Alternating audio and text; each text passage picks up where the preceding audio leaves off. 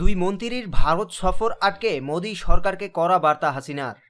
স্বরাষ্ট্রমন্ত্রী আসাদুজ্জামান খান কামাল ও পররাষ্ট্রমন্ত্রী একে আব্দুল মোমেনের ভারত সফর আটকে বাংলাদেশের প্রধানমন্ত্রী শেখ হাসিনা মোদি সরকারকে কড়া বার্তা দিতে চেয়েছেন বলে মনে করছেন কলকাতার জনপ্রিয় সংবাদ মাধ্যম আনন্দবাজার পত্রিকা। শুক্রবার বিদেশ ও স্বরাষ্ট্রমন্ত্রী ভারত সফর আটকে বার্তা হাসিনার শিরোনামে একটি প্রতিবেদন প্রকাশ করে পত্রিকাটি।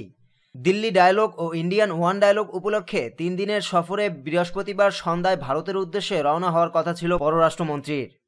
তার আগে দুপুরে হঠাৎ করেই এই সফর বাতিলের কথা জানায় পররাষ্ট্র মন্ত্রণালয়।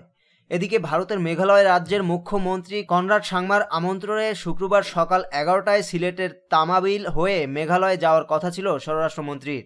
তার আগের দিন রাতে স্বরাষ্ট্র মন্ত্রণালয়ের সংযোগ কর্মকর্তা শরীফ মাহমুদ অপু মন্ত্রীর এই সফর স্থগিতের কথা জানান। ভারতে নাগরিকত্ব আইন সংশোধন নিয়ে সহিংস বিক্ষোভের মধ্যেই বাংলাদেশের দুই মন্ত্রীর দেশটির সফর বাতিলের এ সিদ্ধান্ত আসে। প্রতিবেদনে বলা হয়, নয়াদিল্লির বিমানে ওঠার কয়েক ঘন্টা আগে সফর বাতিল করেন বাংলাদেশের পররাষ্ট্রমন্ত্রী একে আবুল মোমেন।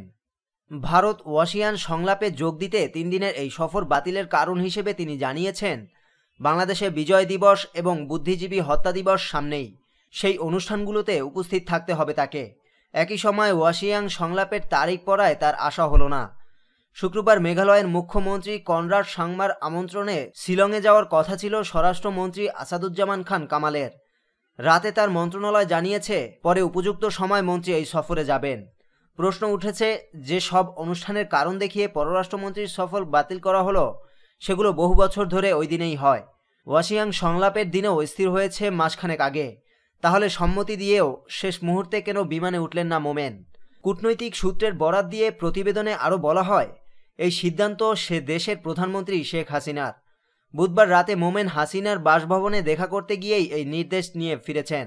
সম্প্রতি সংসদে পাশ হওয়া নাগরিকত্ব সংশোধনী বিলটি যে ঢাকায় রাজনৈতিক এবং সামাজিক পরিসরে গভীর অসন্তোষ তৈরি করেছে তা এই সিদ্ধান্তে স্পষ্ট হয়ে গেল। মোদি সরকারকে এতটা কড়া বার্তা দিতে সাম্প্রতিককালে দেখা যায়নি বলে মনে করছেন কূটনৈতিকেরা। তবে ভারতের পররাষ্ট্র মন্ত্রণালয়ের মুখপাত্র রবিশ কুমার বাংলাদেশের পররাষ্ট্রমন্ত্রীর সফর বাতিল ও নাগরিকত্ব বিল পাশের বিষয়টিকে পৃথকভাবে দেখেছেন বলে উল্লেখ করা হয়েছে আনন্দবাজারের এই প্রতিবেদনে। রবিশ কুমারের বক্তব্য, অমিত শাহ স্পষ্ট করে দিয়েছেন যে ভারত সরকার মনে করে সামরিক শাসন এবং খালেদা জিয়ার সময়েই সংখ্যালঘুদের ওপর অত্যাচার হয়েছিল। এই প্রসঙ্গে বঙ্গবন্ধু এবং তার কন্যা শেখ হাসিনার ভূমিকার প্রশংসাই করছেন অমিত শাহ। আনন্দবাজার আরও জানায়, ঘটনার গতি থেকে স্পষ্ট যে বাংলাদেশের অসন্তোষ গভীরে। গতকাল রাতে নাগরিকত্ব বিল পাশ হওয়ার পর এই মোমেনই তীব্র প্রতিক্রিয়া জানিয়ে বলেছিলেন, ভারতের নিজের দেশে অনেক সমস্যা রয়েছে, তারা নিজেদের মধ্যে লড়াই করুক, তাতে আমাদের কিছু যায় আসে না। বন্ধু দেশ হিসেবে আমরা আশা করছি ভারত এমন কিছু করবে না যাতে বন্ধুত্ব নষ্ট হয়। তার কথা, বাংলাদেশের মতো খুব কম দেশেই রয়েছে যেখানে এত সাম্প্রদায়িক সম্প্রীতি রয়েছে।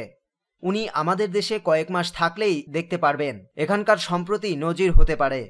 বাংলাদেশের সূত্রের বরাতে প্রতিবেদনে বলা হয়, বিল পাশের সময় যেভাবে বারবার পাকিস্তানের সঙ্গে একই বন্ধিতে বাংলাদেশকে রেখে সংখ্যালঘু নিপীড়নের দিকটি তুলে ধরা হয়েছিল তা হাসিনা সরকারের জন্য বিড়ম্বনার।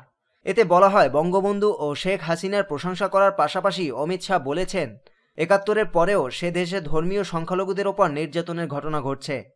ঢাকা মনে করে কার সময় কি ঘটেছে সেই কাটা বারবার ছেঁড়ার সংখ্যালঘু নির্যাতন নিয়ে সার্বিকভাবে একটি বার্তা গেছে। আওয়ামী লীগের কট্টর ইসলামী অংশকে ভারত বিরোধিতার যোগীর তোলায় উদ্যত করার পক্ষে তা যথেষ্ট। ভারত বিদ্বেষী প্রচারের ইন্ধন যোগাতে শুরু করেছে বিএনপিও।